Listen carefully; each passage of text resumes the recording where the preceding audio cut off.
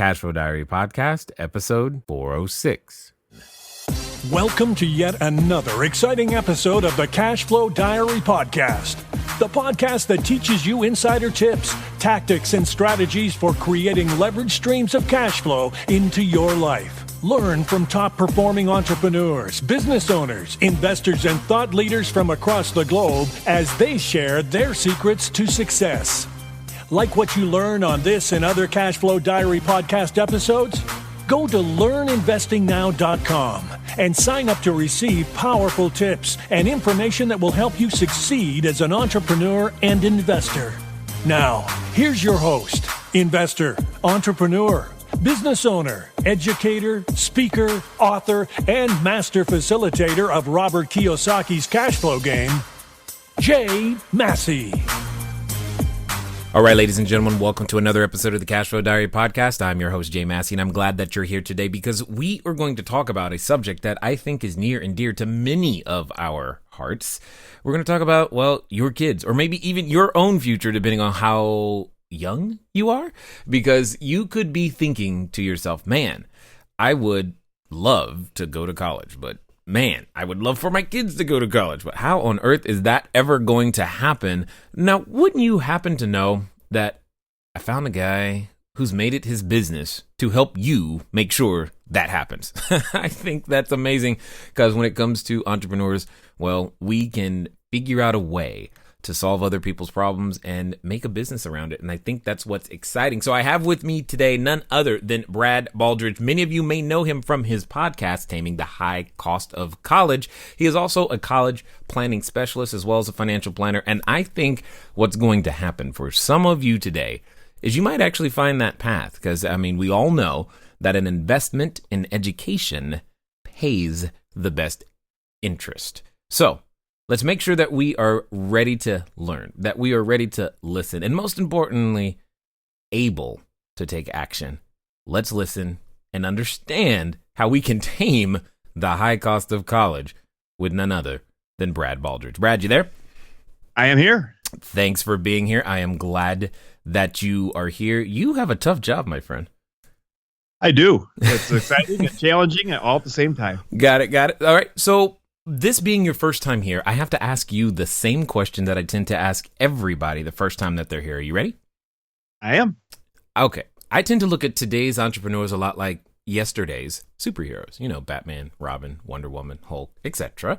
And I think entrepreneurs and superheroes have a ton of things in common. Chief among them, occasionally as entrepreneurs, we get dressed up, we put on our capes and tights, and we go out there and use our special skills and abilities to, well, help people with our skills and abilities and increase the quality of their life.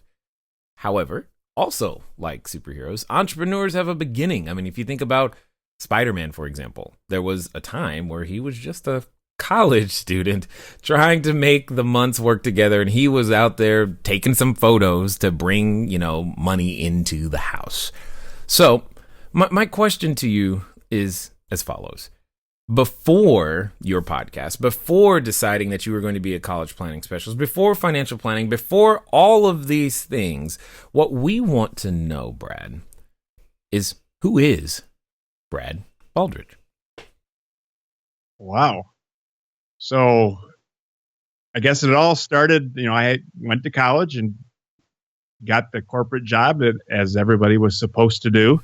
And that lasted about 5 years. And in those 5 years, I started doing a number of different things on the side, including real estate for a while. And that led me to financial planning. And then part-time financial planning led me to full-time financial planning. And then walked away from corporate and haven't looked back. So the short answer is I, didn't want to sit in that cubicle day in and day out for 20 or 30 or 40. So I found an alternate path. Did you say 20 or 30 or 40? Did you mean years? Because you definitely didn't mean hours a week. No. No, I meant years. Got it. So where did this... So let's talk about it for a second. When you say you went to college, and then can I make the assumption that when you were younger, your mom, dad, parents, the environment, the consensus was, you need to go to school, get good grades, and end up with a job? Was that the original environment? Yeah, absolutely. I mean, that was my path, and I was, my parents, my mom had some college, but my dad did not. And I went off for my engineering degree because that's what I was interested in. And, had I worked at a corporation that wasn't quite so backwards, I might have stayed in engineering. But I got into a corporation where there was no such thing as flex time, and you're punching a clock and doing all kinds of things that it felt very restricting, and I didn't enjoy it. And I found that entrepreneurship, I could do my own thing on my own schedule, and decided to go that route instead. Okay, I just want to make sure I heard you correctly. You said that you found a corporation that was backwards. Are you trying to say that there's some corporation out there isn't? Well, no, not exactly. I'm Okay. saying that of the bad corporations, this one was probably the worst Yeah, I see. in Got it. many regards. And again, that was a long time ago, and Sure, sure, far sure. away, so to speak. Yeah, I know. It does feel that way. It does feel that way. Okay, so you didn't wake up one morning there, or did you wake up just, you didn't wake up and go, I know I'm going to start a business. That was not the path. That was not the transition. There were a number of things that led you to where you are today. So what would you say, what was that path? What did that look like? How did you one day go, okay, discover, if you will, your superhero ability to help people when it comes to understanding how to tame the high cost of college? Right. Okay. So, like I mentioned earlier, I got involved in real estate kind of part-time while I was working, and had some success and some, had a couple failures too, where why did I ever do that? And I know nothing about that. No, never. and then that led me to financial planning, and I just got involved in it part-time. And this was back more, 20 some years ago now. So it was a much different landscape at the time. And I decided to get some of the financial planning licenses and got involved in that just part-time, because I was learning about it and it was interesting to me. And then I started teaching other people about it and realized that a lot of people needed the help. And then, so I started actually, started a business part-time doing financial planning. And then as that got more successful and I got very disenchanted with my corporate work, I decided to move to full-time financial planning. Okay. And when you were a financial planner, go ahead. Yep. Go ahead. So my strength has always been taking the complex things around things like financial planning and college planning and teaching people kind of the essence of what they need to know without bogging them down with all the jargon and all the detail. And just, again, kind of translating it from the experts to, this is an action plan that you need to take advantage of. You don't need to understand all the details, but here's what you need to do and get to work on this. Got it. So if I understand correctly, the financial planning started as a part-time thing, but eventually became a full-time thing because you decided to let go of the corporate job. Is that correct? That's correct. Okay, so then there's a good conversation right there. It's what I tend to call the superhero moment. It's that moment where you realize, hey, like you said, that people needed the help and you could help them. However, there's a number of people who are listening who have realized that they have a superhero ability. However, they haven't yet developed the courage to separate from the familiar, the accepted, the corporate job, if you will. So my question becomes, where did you find the courage to go, all right, I'm going to do this on my own. And this is even more important if you were already married or had a family, etc., when that courage moment hit. Right. Well, and I guess I had the advantage that I was just 5 years out of college and I was not married and I didn't have a lot of obligations. Okay. I had, at the time I was collecting, 12-ish rent checks and had duplexes and single families and a lot going on. And then, got it. And it was pretty easy for me to say, well, I don't have a lot to lose. And, if it doesn't work out, I can go back to work at any time. And so I had the advantage of not having large obligations as far as family and other things. Okay, hold on. But you said something and you said it really quickly. And I know somebody in our audience was like, what did he just say? Did I hear you correctly that 5 years post college, you had 12 rental properties? Well, more like 10, because there some of them were duplexes and so I got 2 rent checks from the same building. Yes, totally understood. Totally understood. So you had 12 units. Let's just say 12 units, not necessarily properties, but 12 units post college already. And okay, so this is good. I like where this is headed, and that gave you I'll call it the confidence, the freedom, the flexibility to make a different choice. Right. Absolutely. Interesting. All right. Now, you do know that a number of people want to know, how on earth did you do that so quickly after college? Because there are some who are more than 5 years post-college and still haven't figured out how to get the first one. Right. Well, and again, I don't know a lot about real estate anymore. As I got married and launched my financial planning business, I realized that I needed to focus on that. And I've liquidated all my rentals over the last, it's probably been at least 12, 15 years since I've had those rental properties. But Got it. At the time, I was able to get involved in VA foreclosures. Got it. And other strategies. And I quite literally, I don't know if you've heard the name Charles Givens. He was a real estate guy, out there long time ago, back when you had to go to the hotel and listen to the sub. There was no podcast. And then when you bought the course, they gave you a ring binder and a bunch of, I think it might have been audio tapes at the time. And I learned what I could from the experts I had around, and then I just jumped in and did it. Got it. And for those of you listening, if you're wondering, an audio tape is what happened. That was before the CD, and it was before there were no MP3s, there were no CDs. We actually went to the store, physical tapes. I know that might sound foreign to you, but it's what we did. Okay, I got it. So then, how do you transition? What did that look like? What was that transition? The transition for some people feels I'll say rough. They're used to one environment. You show up, you get paid for being there, and now you're transitioning from show up to get paid to be there to, oh man, if I don't produce something, I don't eat. What was that transition like for you? It was rocky, and it still is rocky.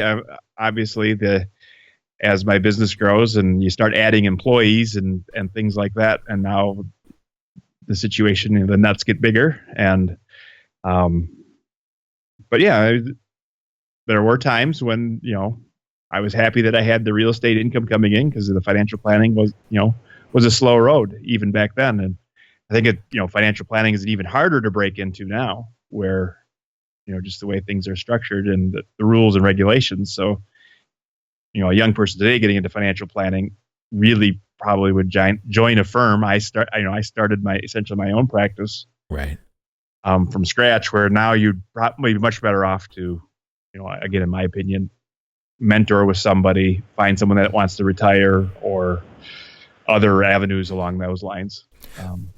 Well, you're bringing up a great point, because when you go out there to either start a business or plan something like college, you're already faced with a number of obligations that exist that don't exactly go away suddenly, because you're like, hey, we want to make this new thing you want to do easy. So, and I'm sure you get this question all the time, but how does a parent, in their situation right now, go, you know what, I've already got my mortgage, I've already got all these other things going on, and now I have to plan for college too? Like, how are they going to make that happen when just how?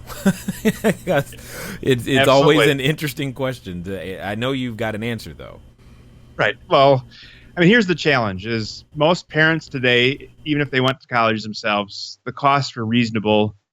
And, when I went to college, I was able to work hard for a summer job, take a small loan, and everything came together. And my parents helped, they provided a place for me to sleep when I went home and all that kind of stuff, and fed me. And financially, they contributed a little bit here and there. And when I ran out of money at the end of the year, they'd send me grocery money so I could finish the semester and that kind of stuff. But it was possible that you could kind of deal it yourself.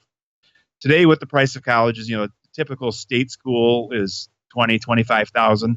There's not a lot of students out there that are going to just, with a summer job, cover college. And loans aren't going to be enough either. So there's been a big transition to where now mom and dad are expected to help participate, either borrow the money or provide the money, save the money. It doesn't really matter how they participate. But especially if the parent has a substantial income. And when I say, not substantial, but even over middle class and above, if you've got that type of income, then you're expected to contribute and participate. And again, it's not that you have to, right? Ultimately, you can say, I don't care about college, and if it doesn't happen, it doesn't happen. But that's certainly kind of the process. So now what we would do is you kind of divide college planning into what I call early stage planning and late stage planning. So early stage planning is I've got a 2-year-old, a 7-year-old, whatever it is, and college is coming, and I should probably plan and prepare. I should maybe save some money or set up a 529 or do whatever I need to do in order to have college paid for, or at least a portion paid for when we get there. Then we roll into what I call late stage college planning, which is you've got a high school sophomore or junior or senior, and now it's like, well, okay, we're here. You may have done a great job saving, you may have done nothing, but either way, you've got to do late stage planning, which is visiting the schools and figuring out your testing and determining how much of a nest egg you have and determining how much you can afford to spend and making the whole plan come together. Now, if you were a diligent saver and you have a big pot of money, that process will be a little easier. If you don't, you're still going to have to do it. I've had very few parents come to me, especially middle income and up, who say, oh, college is too expensive, we decided to cancel it. It's going to happen. Now the question is, how do you do it most efficiently? How do you get the biggest bang for your buck? And how do you, in the end, get what you need, whether it's a college degree or tech school or whatever it is, in the most efficient manner possible? Because again, it's almost a foregone conclusion for many families that it's going to happen. We're just going to have to figure out, again, how to make it work. Okay, so let me, if I can play counterpoint, devil's advocate for a moment. What you said there was a transition in the assumption of who was going to pay for and how much help was going to be provided. Why? What's wrong with just saying, you know what, if you're gonna go, you've got to pay for it? Why does that assumption have to change? Hey guys, thanks for listening as always, and I'm glad that you continue to support with each and every download and subscription and share. One of the things that I want to ask you though is, where are you listening to me from right now? I know some of you, maybe you're on a treadmill, maybe you're washing dishes, maybe you're walking that dog, and some of you are actually in a vehicle driving right now. One of the fun things that you can do, get some of your time back, is begin to living a car-free existence. But even then, it can be a little complicated. So one of the things that I want you to do is I want you to go over to Zipcar. Go to joinzipcar.com/cashflow diary. It's a way that I am able to still go get a car just for a few hours, very, very simply, so that if I have a lot of errands to run and sheets to drop off and running to the short-term rentals, or if I just want to go for a long trip up to LA and back, etc., I can rent a car for a very, very short period of time. And the cool part is I don't even have to pay for any gas. Again, go to joinzipcar.com/cashflow diary. Right. Well, and again, you can say that to your student. In the past, though, you were able to get enough aid that it was logistically possible for a student to make it come together. But if you take a family, let's say they earn $100,000 a year, they're not going to qualify for many grants and that type of thing. So depending on what state you're in, but around here, state schools are, 17, 18,000 all in. And in many states, it's more like 20, 25. And these are the lower cost state schools. Well, the most a student can borrow is $5,500. So the student borrows $5,500. There's a gap. Okay. Right? They work hard summers and weekends, and they waitress and they, mow lawns and they do whatever it is that they can do. And they're saying, well, geez, I'm $10,000 short and I just can't make it come together. So one option, of course, is, well, you delay school. You go out and work and save. But the logistics of that, to spend 10 years to get your degree when you could get it done in 4, you're much more valuable, and your ability to earn is much better on the backside. So if you say, well, if I go get my degree and then start working somewhere for $50,000 a year, if I could just live at home and live like a college student, I could pay back a lot of loans with $50,000 a year. Now, the caveat to that is most college students, when they graduate, don't live like college students anymore. They run out and get an apartment and get a new car, and their lifestyle immediately sucks up whatever their starting wages are, that's the challenge with that math, right? Is you have to be diligent and say, when I was in college, I could room and board and all that stuff was $10,000 a year. Now that I'm out of college, can I still have room and board and everything at $10,000 a year? And if you did that, well, then you'd have another, after taxes, maybe another $25,000 to contribute to paying down loans. But again, most graduates don't do that. They run out and buy a car. They get an apartment where they don't have 4 roommates because they're tired of that. They learn how to spend all the money they've earned. Right. Okay, but so when it comes to, I guess, is there some sort of, I know that, like, my wife and myself even, I love a great deal. I go bargain hunting all the time. As a real estate guy, I'm always negotiating something. And instead of just figuring out a way to make that high number work, is there a way to, I don't know, negotiate to make that number be less for us, without having to do that? Go ahead. Okay, well, the number I talked to you about is the negotiated number. I mean, if you decide to pay full price to Harvard, we're talking $70,000 a year. I see. Right. So realistically, if you go to a state school, I mean, there's options, right? You could go to a local community college. Depending on your state, it could be anywhere from nearly free to $5,000 or $10,000. Live at home, keep your costs really low. But again, the typical parent that's dealing with college, especially the ones that I'm meeting, they want to make it work. They want their kids to have that college experience. They want them to go spend 4 years on a college campus and do the college thing. And they're willing to pay for it, or maybe to some extent pay for it, right? They just don't want to do it. They want to do it wisely instead of foolishly. They want to pay for it, but not for the rest of their life, maybe.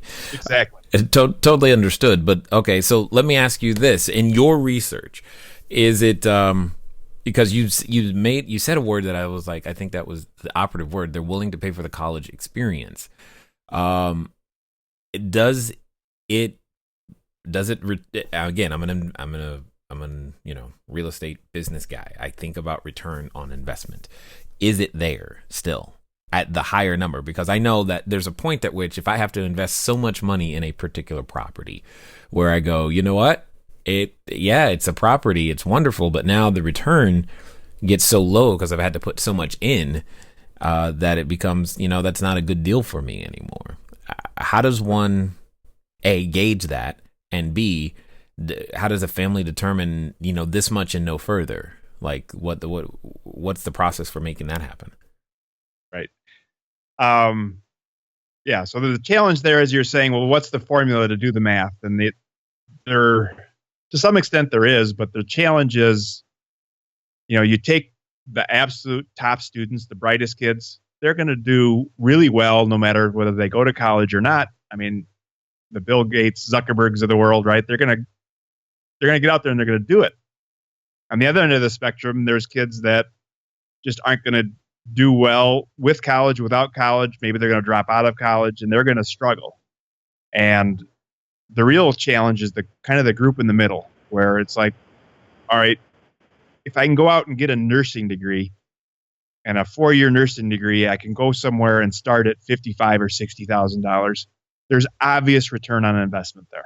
I mean, it is same thing with an accounting degree, an engineering degree, a lot of the hard sciences, computer science, those types of things. Then you move into the liberal arts and say, well, but a lot of times liberal arts, you're moving from a liberal art undergrad going to MBA or doctor or PA, and then lots of different majors. So there's certainly career paths where the numbers are there. And if that's what your student's interested in, great. Like your student wants to be an accountant or go into business or engineering. It's the math works out really well. Bottom line. The question becomes, okay, well, if I'm going to go and do some sort of liberal arts, or I'm going to, I want to study theater, right? Well, if you're going to go star on Broadway, doesn't matter what you spend, but are you going to star on Broadway? Or are you going to be struggling to get the bit parts for 20 years and never, be the starving artist? So then it's like, well, how much do you want to spend? I'll give you an example. I had a dad, that situation, right? His daughter was accepted to NYU, close to Broadway, in their theater department, a great opportunity. She was a bright kid. She got a lot of scholarships. So the $70,000 school was down to $32,000. Down to? And Dad's looked down to $32,000. that was per year, so that I'm clear. Right. Okay, exactly. I just want to make sure that we're on the right. Go ahead. State schools are 25-ish, 20. So, I'm paying 10 or 12,000 extra, but it's her dream. And my little girl's looking me in the eye and saying, please, Daddy, can I go? And that's a tough place to be for most fathers. Oh, I agree. I've got three girls myself. And he's reasonably successful. So, he was in middle management engineering degree. He was earning into six figures. So it's not like he couldn't do it. But he was looking at it and saying, well, okay, this is the oldest of four. So if I spend $32,000 a year times 4 years times 4 kids, that's a big number. And yes, I want to do it, but should I do it? That's the challenge. And there's no right or wrong there, right? So, people spend money where one people say, well, it's a great way to spend your money. Other people look at that and say, well, what an idiot. Why would you spend that kind of money on a car or a vacation or a whatever it is that is your passion, right? Some people are willing to do it. Some people aren't. If college is that important to you and that's what you want to do, well, by all means. But you just have to bake it into the cake. There's a lot of parents out there that say college is our responsibility. My parents helped me through college. My goal is to pay for everything. I don't want my kids to have any debt. And that's a legitimate goal for a lot of families, and a lot of families can afford to do that. But if you're going to do that, you need to bake it into your cake and say, all right, well, now I've got to reduce how much I spend in other areas so I can have the cash flow available and or savings so that I can make that happen. Got it.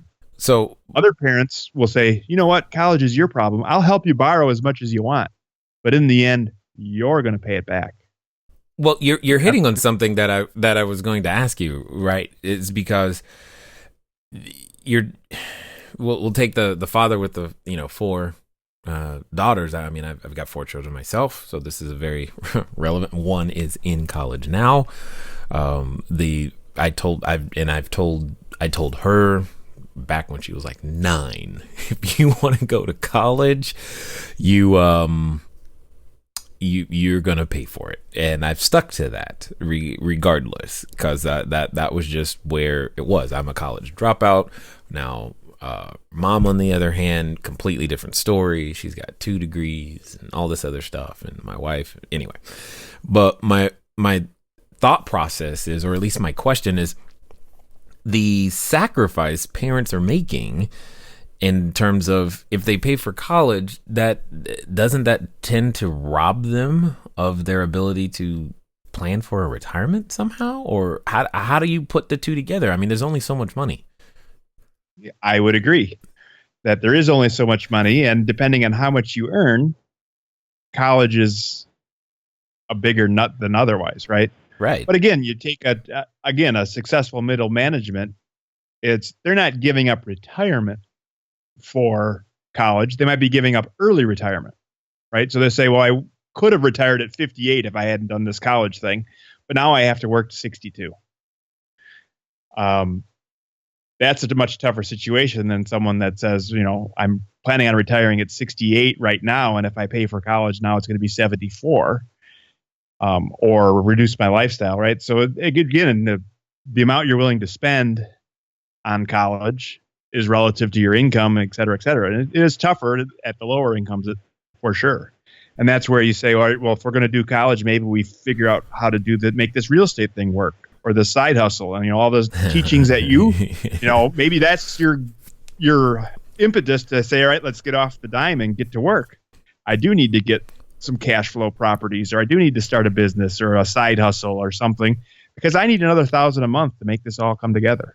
Okay. That's right. And that's okay. So this is, now we're caught up to my life situation here, is because what ends up happening though is my children will not qualify for any sort of financial aid, based upon the size of a portfolio, and in one hand we can help our adjusted gross income look very, very low, and that's great, but that doesn't help them when it comes to it. So how does one, let me just ask the question, how does one with a real estate portfolio figure out how to do this without having to write really large checks themselves? Right. Well, and again, I guess, first of all, when you're working with real estate, you have to realize that when you value the real estate, you're not valuing it like you are trying to get a loan and you're inflating the numbers. You want to go the opposite direction and deflate the numbers. So as an example, you're trying to figure out what the fair market value of the property is based on sale within 30 days, approaching fire sale, and then net. So after you pay for realtors and mandatory repairs and taxes and all the other things. So you might have on paper a $50,000 or $100,000 equity in a property, but by the time you deduct everything out of it, maybe it's only a $10,000 or $20,000 equity. So there, I've had situations where portfolios go from $500,000 to $100,000, and it makes a difference in need-based aid. I've also seen situations where, just due to income or cash flow, or the fact that you're going to a state school that doesn't offer much aid anyway, that in the end, there's a whole lot of people out there that are going to figure out college without need-based aid. That's the facts. You're not going to get much in aid, and the aid you do get is just going to be a loan. So now it's tax planning and, using, competitive strategies. You had a lot of real estate experience. Have you looked into buying a real rental property near the school and paying your kids to manage it and paying them well? Yeah, paying them well. I like how you said that. And then they pay the taxes instead of you pay the taxes. Yeah. And their tax brackets are zero or nearly zero, whereas yours might be a little bit higher. And they get to be a landlord, and they learn the fun of that 2:00 call. My toilet doesn't work, and they grow up a little. Did you say the fun? Learn something. I like it. But it's not something I would recommend to everybody, right? Not everybody's cut out to be managing real estate, and certainly not managing real estate that would be college caliber real estate, right? It's a different game. Where when you're renting to college kids, it's a different game, right? Yes. More likely damage will happen, et cetera, et cetera.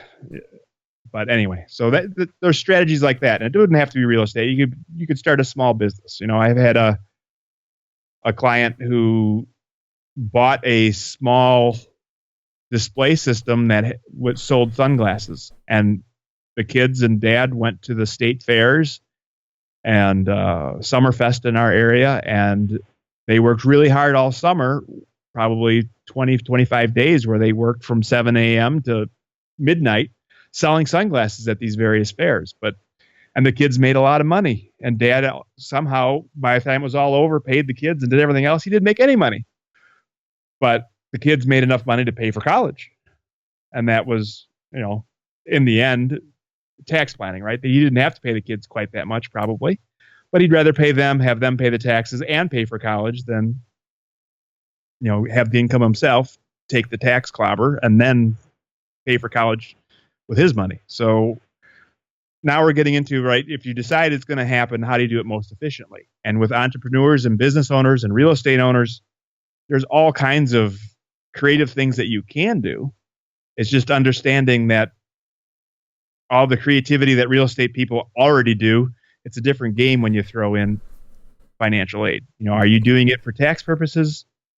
Are you doing it for getting more or better financial aid? Sometimes the tax benefits are more beneficial than the financial aid benefits, sometimes the other way around. So it really depends on where your income and assets are at the time and what schools you're considering and their price tag and that kind of thing. Okay. So there was something you mentioned earlier, specifically as it related to early stage planning, that and I'm thinking of, again, you got, obviously, I think I relate almost everything to real estate because of, occupational hazard, if you will. For example, I would love to be able to go back and, buy real estate in California back in like the 30s, 40s, and 50s, at that pricing and keep it and still have it today somehow. Magically managed to make that happen because, as measured in dollars, the price of real estate has continued to go in a north direction. My question to you is, if I know that, say there's a parent listening, or if I know that, hey, this is what's going to happen, and my, say, kid is 2, 3, 7, whatever, is there a way to pay it today so that I don't have to wait till the price gets larger, even though they're not going to go for a few years? Do you get what I'm kind of saying? I'm like, let me take advantage of the quote unquote coupon that's available now, because if I know I'm going to buy it, I might as well pay today's price as opposed to tomorrow's price. Yes. So there are some prepaid tuition plans out there that some states still offer. Very much cool. You need to read the fine print, but what do you mean? Well, you need to understand the rules, because they've changed the rules pretty dramatically because the states got themselves in trouble. But essentially, the way it worked was you could go out and buy, an example program, and is you buy 120 credits at today's prices. So nowadays, you would put in, say, $75,000 for 120 credits. So that's a full, 4 years of college. You just bought for $75,000, and then your kid grows up and you don't spend it for 20 years from now. And theoretically, the price then might be $150,000. So, you bought it at a discount today. Now, granted, you could have put that money in an investment where maybe it would have done similarly. And that's where the states got themselves in trouble. It was, they allowed you to do that, and then the prices went up dramatically. And then they realized that their assumptions were way off when they allowed you to buy them at a discount, and they lost a lot of money.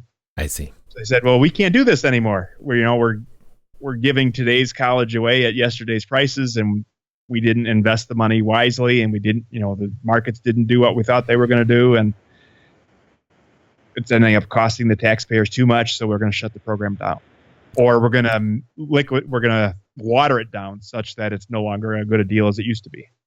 Got it. Okay. Oh, I'm just looking for the ways to help everyone who's thinking of these things, because you mentioned earlier, one of the reasons people might be given a reason to start something extra, to begin to build their cash flow, as many people do, is that there's some external desire or a cause or effect that they want to see happen in their life. And college is definitely one of them that could compel a parent to finally take life on. But no one wants to face the challenge of doing all this work and still not being able to make the hurdle, especially when it seems, at least, if I just listen to the news, the cost of education is, well, it's going up faster than just about everything else. And it's like, how do I get in front of that? Is there a vehicle that you know of that can help make that easier for people? Yeah. Well, I guess a couple important things to remember. One is, especially at the private schools where they have the big price tags, a lot of times they're raising their price tag a lot, but they're also raising the scholarships and other things that they offer. So their net price isn't going up nearly as quickly as their top line price. Especially at schools, that aren't the top tier, right? The top tier name brand schools, the Harvard and NYUs of the world, they charge big prices and they get prices, and they get enough students that really, really want to go that are willing to pay. And so maybe those won't work out for some families.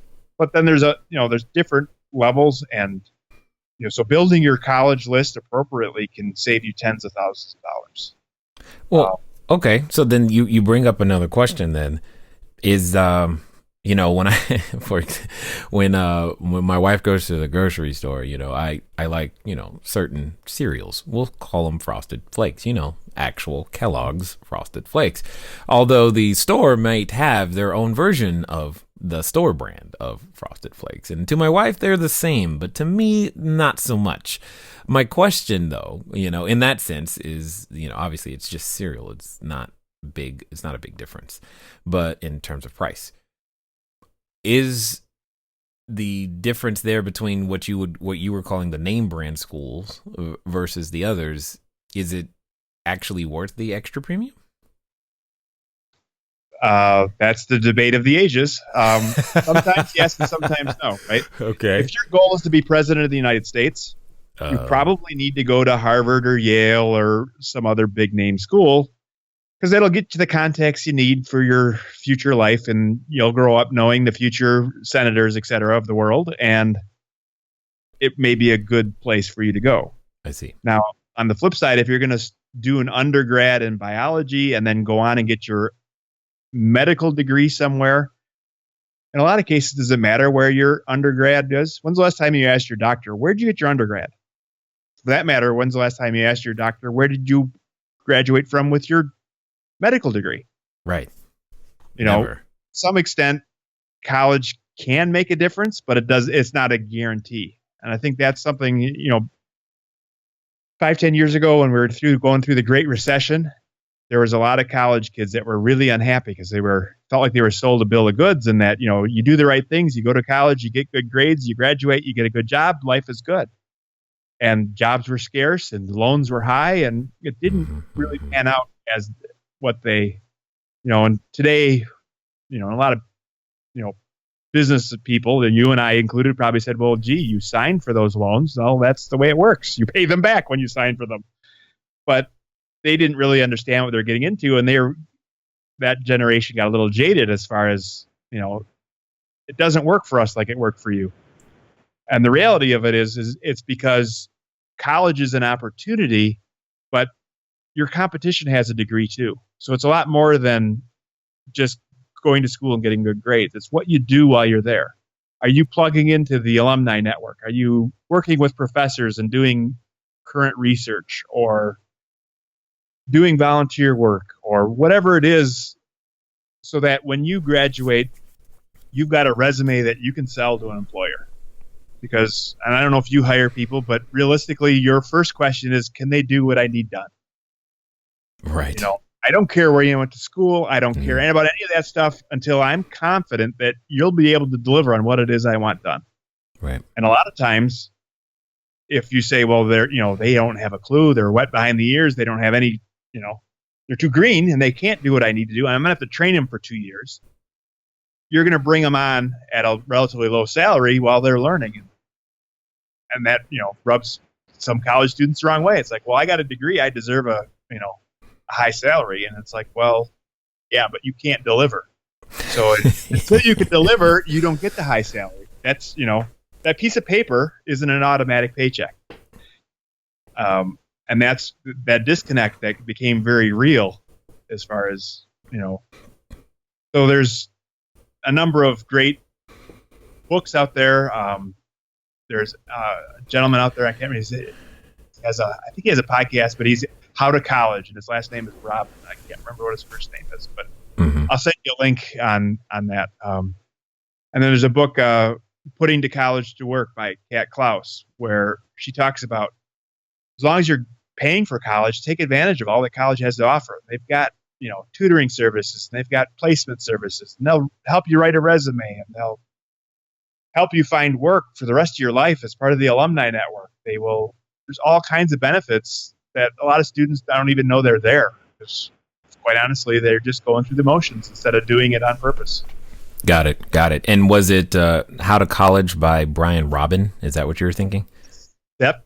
that's it. Got it. Okay. Excellent. So now, for those that have listened this far and would like to find out more about how you might be able. I mean, we've covered a lot of different examples and people and situations and questions, but there's probably still more. What's going to be the best way for them to find out more about what you're up to and maybe how they can get a handle on their own personal situation? Right. So first step would be tamingthehighcostofcollege.com. I've got a podcast there. I've got a scholarship guide for busy parents where you can learn how scholarships work. There's a EFC calculator where you can figure out how financial aid and need-based aid work. I'm working on building a couple courses that will be available there shortly. So there's all kinds of great free information there at this point, as well as great things to plug into like a podcast. If you obviously you're listening to this, so you understand how podcasts work.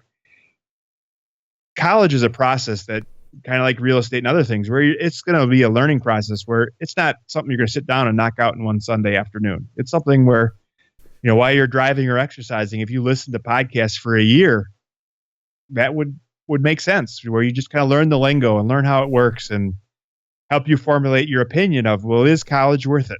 The real question isn't, is college worth it? The real question is college worth it to you? Because some people say yes, some people say no, and then how much can you afford? And what are you willing to sacrifice? And how much are you going to, what's the balance between what you're going to pay and what the kids are going to pay? And there's all kinds of decisions.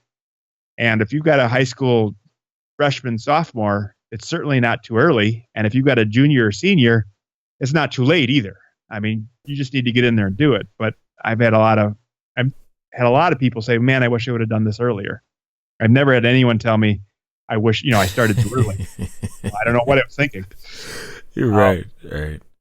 It's just a process. I mean, you've got a kid in college. When you went through your first visits, didn't you feel like you walked into a foreign land? Did you even participate in the visits? Yeah. No, it had been a while because I did go to college. I just left really early. So it was like, wow, this is a trip. It felt weird. First of all, it felt like it was too soon. It just didn't feel right. But nonetheless, I'm just glad. I guess that if there's anything, I'm just glad I told her early that, look, hey, if you want to go, you're more than welcome to go, but you've got to pay for it. And that was more of a decision of, I just felt that I didn't, we shouldn't have to pay for it if she wants to go. And if she wants to go, I'm fine with her going. I just don't want to be the one paying for it. And she worked it out. She's got no loan. She's managed to get herself in and through, she's still in. She's not through yet, but and I think that worked in our favor. I don't know about the next 3 children, if that'll work, but it worked with the first one. So right, exactly. And that's another thing I see is, well, my oldest, I don't know, signed up for ROTC and did this and did that, and he got a great education at a great school and it didn't cost us anything. But number 2, is struggling, is not finding that path, and now we may have to pay. So there's just so many variables involved in college, right? That you just need, if you're divorced or business owner, we talked about some of those things already that completely change the game, that you need to understand that would be different. The military path, all kinds of things. So I think the one takeaway that I encourage families is start getting into it, especially if you've got kids in high school. It's going to be a process. It's going to take time. And it's going to cost you some money. Indeed. And the sooner you get to work on it, the more likely you'll have a positive outcome. Indeed. So, as we end here, I got to ask you one final question. Let's pretend for a moment that there's someone who's been listening this entire time and maybe they've gone to college, maybe they haven't, but at the end of the day, they're going, I want to do this entrepreneur thing. I want to make that happen for myself for their own various reasons. Maybe it is to actually fund their kids' college education, or who knows. But yet let's pretend that they're standing in front of the superhero outfit store, Brad, and they're ready to make the leap. They're like, hey, I want to pick out my cape and my tights and make this thing happen. However, in the back of their head, they have the voice. And I know you know the voice because you've dealt and done battle with that voice all the time. And it's that voice that comes up and says, who are you to think you could help people? And why do you think anyone's really going to buy anything from you or give you money for that idea? And for some people, they're even related to the voice. So my question to you is as follows. If you knew beyond a shadow of a doubt that person listening would actually follow through and do exactly what you suggested, and they would do so in the next 24 to 48 hours, what would you suggest that they do? Start something. Anything. Just, buy your domain and start your website if that's what you need to do. Make an appointment to look at a property if that's what you need to do. Talk to a partner or investor if that's what you need to do, but do something. Yeah, I definitely appreciate that. And I also appreciate you taking the time. And I mean, you are in the thick of it, the battle, if you will, helping people figure out one of the more complicated subjects of our lives. And I appreciate you taking the time to share your knowledge, your insight, as well as your wisdom here with us today at the Cashflow Diary. Thanks for having me. All right, ladies and gentlemen, you know what time it is. It's time for you to move at the speed of instruction. What does that mean? That means taming the highcostofcollege.com. You know who you are. You've been thinking about this. You're like, man, I should one day. Okay, I got to get around to it. Well, stop putting it off because as you heard him say, no one has ever said, man, I started too early. So he's talking to you. And that means go there today and, well, do something. Ladies and gentlemen, it's been fun talking to you today. I look forward to talking to you soon. Until next time.